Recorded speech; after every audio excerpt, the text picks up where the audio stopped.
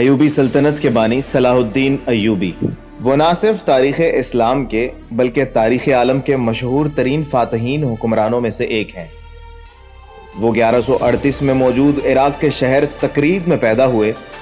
ان کی زیر قیادت ایوبی سلطنت نے مصر، شام، یمن، عراق، حجاز اور دیار باکر پر حکومت کی۔ سلطان صلاح الدین ایوبی کو بہادری، فیاضی، حسن خلق، سخاوت اور بربرداری کے باعث نہ صرف مسلمانوں بلکہ مذہبی عزت کی نگاہ سے دیکھتے ہیں۔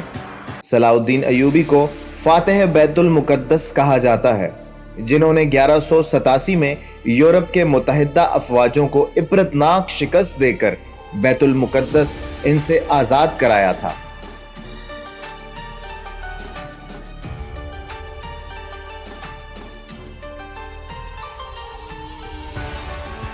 صلاح الدین ایوبی اپنے کارناموں میں نور الدین زنگی پر بھی بازی لے گئے۔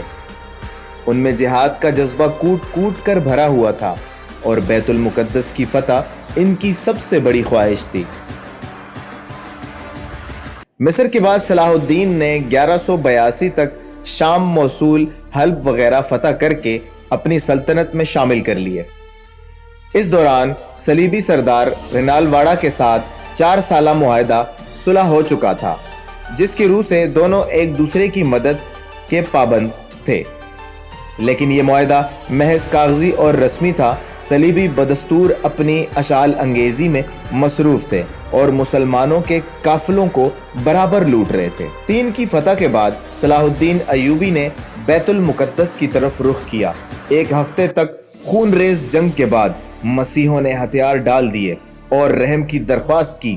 بیت المقدس پورے 88 سال بعد دوبارہ مسلمانوں کے قبضے میں آیا اور تمام فلسطین سے مسیحی حکومت کو خاتمہ ملا۔ بیت المقدس کی فتح صلاح الدین ایوبی کا عظیم الشان کارنامہ تھا۔